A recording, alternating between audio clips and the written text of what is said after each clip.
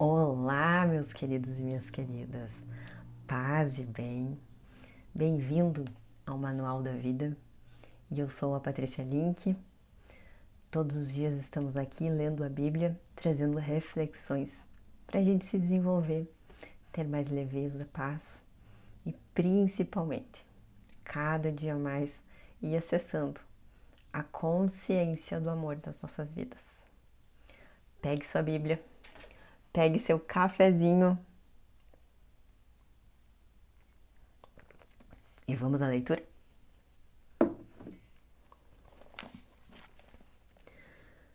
Capítulo 15 de Marcos. Jesus perante Pilatos. E logo de manhã, os principais sacerdotes, reunindo-se em conselho com os anciãos e os escribas e todo o conselho, emaranhando Jesus, levaram-no e o entregaram a Pilatos.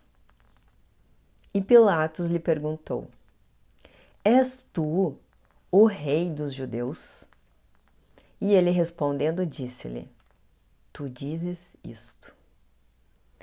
E os principais sacerdotes o acusavam de muitas coisas, mas ele nada respondia.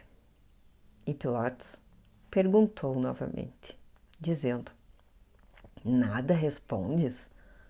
Vi quantas coisas eles testemunham contra ti. Mas Jesus nada respondeu, de maneira que Pilatos se maravilhava. Jesus condenado à morte. Ora, naquela festa, ele libertava um prisioneiro, qualquer que eles desejassem. E havia um chamado Barrabás, que estava preso com outros insurgentes, que tinha cometido assassinato na insurreição. E a multidão, gritando em voz alta, começou a querer que ele fizesse como sempre lhes tinha feito.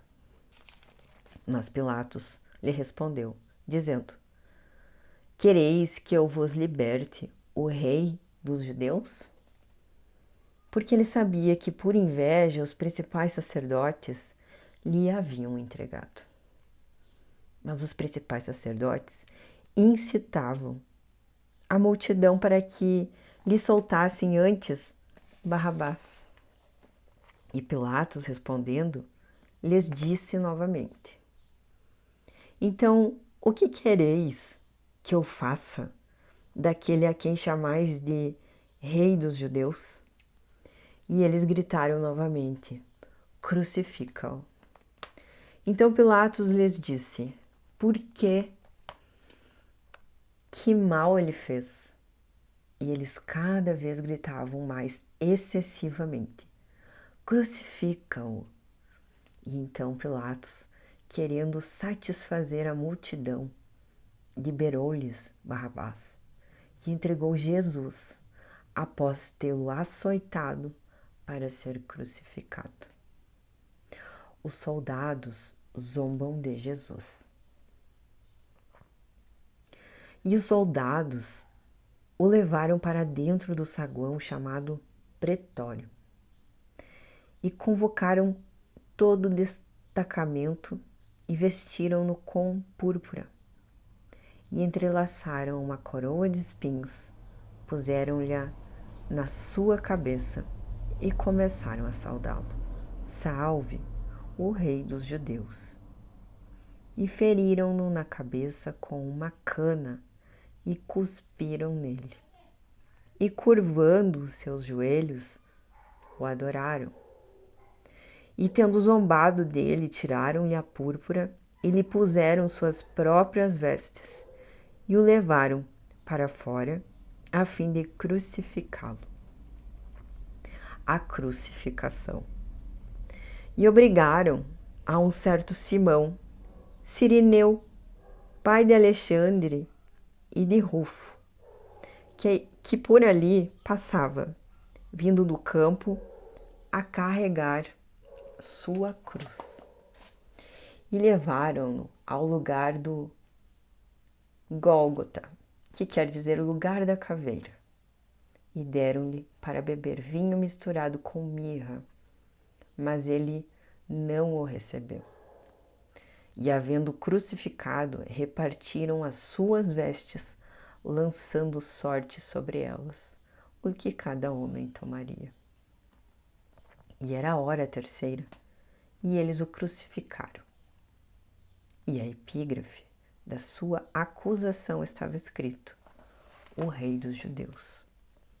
E a crucificação com ele 2 ladrões, e crucificaram com ele 2 ladrões, um à sua direita e outro à sua esquerda. E cumpriu-se a escritura que diz: e com os transgressores ele foi contado. E os que passavam insultavam-no, meneando as suas cabeças e dizendo: ah, tu que destrói o templo e em 3 dias o reconstróis, salva-te a ti mesmo e desce da cruz. E da mesma maneira, também os principais sacerdotes, com os escribas, zombando, diziam uns aos outros: ele salvou a outros, a si mesmo não pode salvar?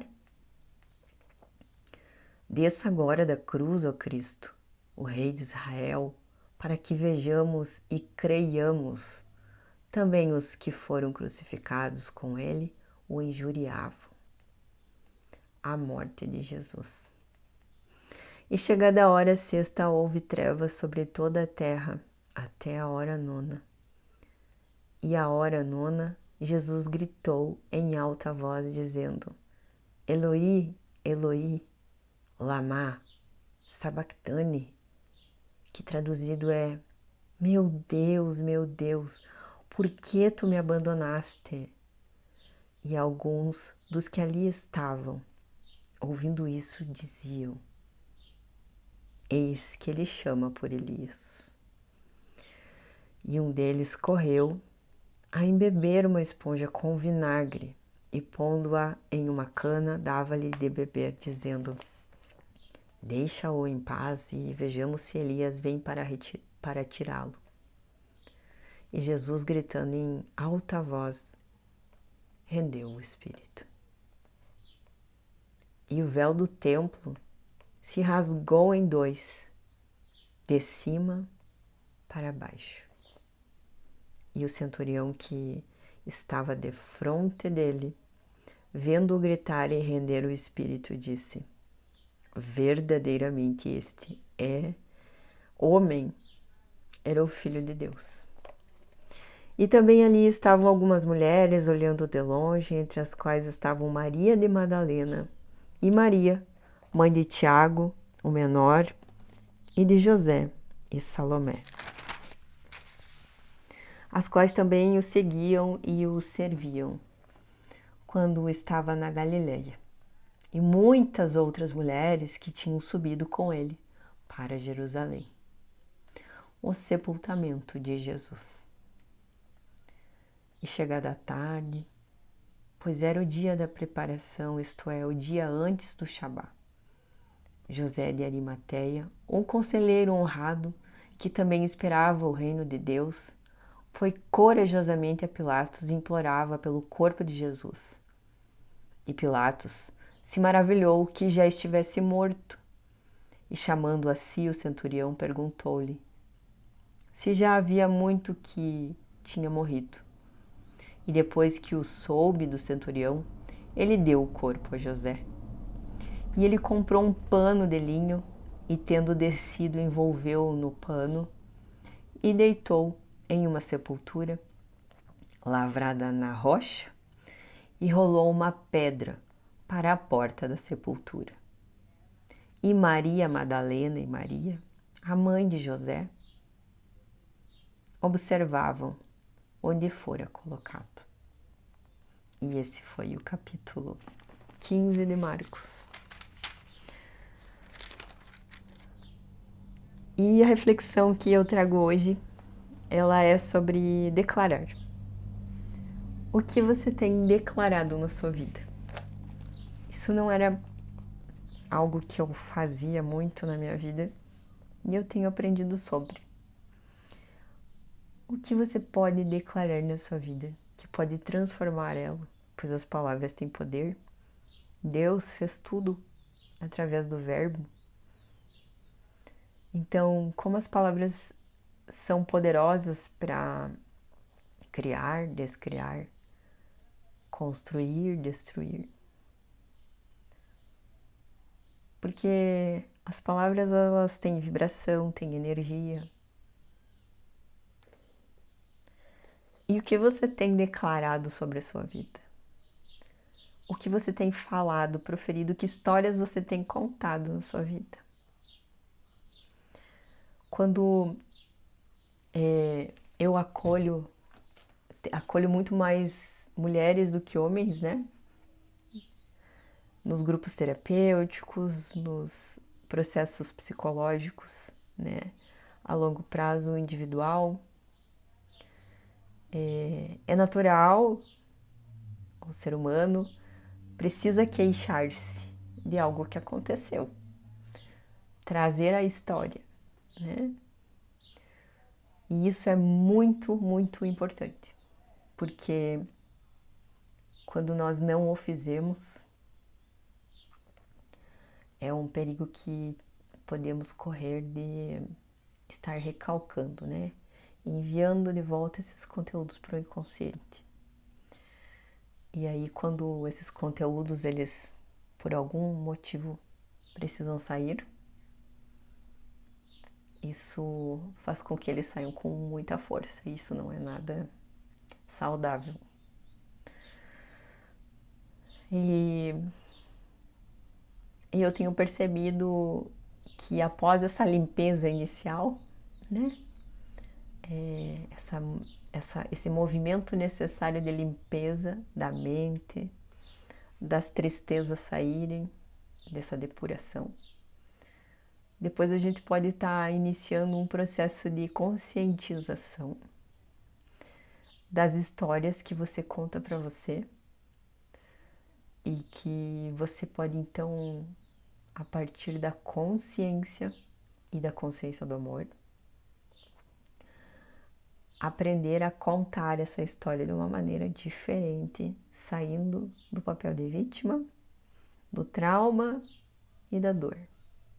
A dor está muito vinculada à vítima, né? Ao estado de vítima, postura interna, né? E essa postura, ela não nos deixa seguir, né? Ela, na constelação familiar mesmo, as pessoas na postura de vítima querem encontrar aliados, e não largar a postura para evoluir. É porque se tem algum benefício secundário nisso, né? Assim é ensinado dentro da psicologia e outras vertentes também. Então, a gente pode aprender, depois que a gente esvaziou as nossas dores, né? A declarar coisas sobre a nossa vida, contar a nossa história de uma maneira diferente, de uma maneira mais leve, mais fácil, e olhar para a história e para as pessoas com mais amorosidade. É fácil fazer isso? Eu acho que não, mas não é impossível. É um caminho, é uma jornada. Por isso que se chama jornada, né? Da individuação, caminho de desenvolvimento autopessoal. Então, fica um exercício para ti, para pensar, para escrever. Como que tu pode declarar hoje eventos e fatos sobre a tua vida, sobre o teu agora e sobre o teu futuro, para que tu atraia cada vez mais e mais coisas positivas, bênçãos sobre a tua vida. Eu te espero no próximo capítulo. Deixa o like, compartilha e até mais.